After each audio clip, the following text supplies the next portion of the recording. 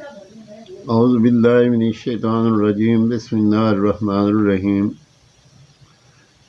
سیرت مصطفیٰ صلی اللہ تعالی علیہ وسلم، صفحہ نمبر 722۔ حضور اقدس صلی اللہ تعالی علیہ وسلم کے آسمانی معجزات میں سورج پلٹ آیا۔ حضور اقدس صلی اللہ تعالی علیہ وسلم کے آسمانی معجزات میں سورج پلٹ آئے کا معجزہ بھی بہت ہی عظیم شان معجزہ اور صداقت نبوت کا ایک واضح ترین نشان ہے۔ اس واقعہ کا یہ حضرت بی بی اسماء بن امیس رضی اللہ تعالی عنہ کا بیان ہے کہ خیبر کے قریب منزل صبا میں حضور اقدس صلی اللہ تعالی علیہ وسلم نماز عصر پڑھ کر حضرت علی رضی اللہ تعالی عنہ کی گود میں اپنے سر مبارک رکھ کر سو گئے اور آپ پر وحی نازل ہونے لگی۔ جب حضرت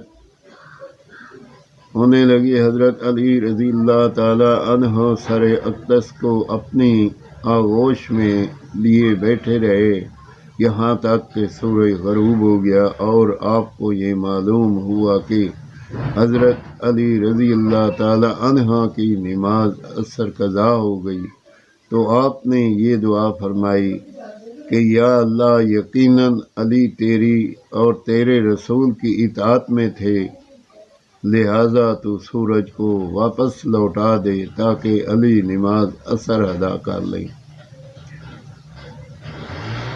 حضرت بی بی اسماء بنت امیس کہتی ہیں کہ میں نے اپنی آنکھوں سے دیکھا کہ ڈوبا ہوا سورج پلٹ آیا اور پہاڑوں کی چوٹیوں پر اور زمین کے اوپر ہر طرف دھوپ پھیل گئی۔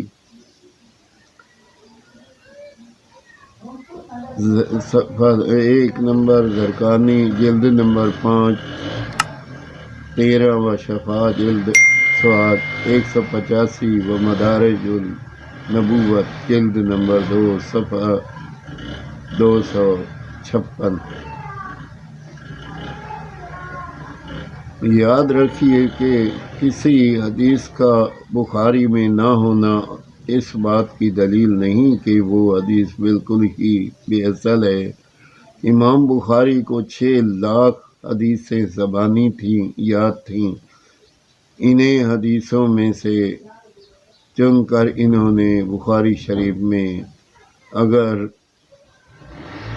مقررات و مطابعات کو شامل کر کے شمار کی جائیں تو صرف 9082 حدیثیں لکھی ہیں، اور اگر مقررات و مطابعات کو چھوڑ کر گنتی کی جائے تو کل حدیثوں کی تعداد 2761 رہ جاتی ہے۔